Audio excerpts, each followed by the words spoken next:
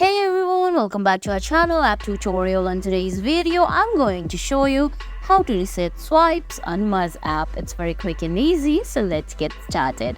First, open your Muzz app on your phone. If you don't have the app yet, you can get it from Google Play Store or the Apple App Store.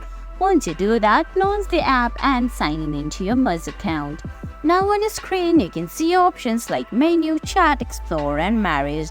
Well, you have to go to explore. There you can see options like made for you, liked you, visited you, favorited, passed and liked. Where under past you can see the people you've passed or swiped left. All you have to do is open the profile, and on the bottom of your screen you can see change your mind and give the person a second chance. Just tap on like, then you have to be a golden member there. All you have to do is tap on subscribe, pay them, and that's it. That's how you reset swipes on Muzz app. I hope you found this video helpful. If you did, please give it a thumbs up, leave a comment, subscribe to our channel, and hit that bell icon.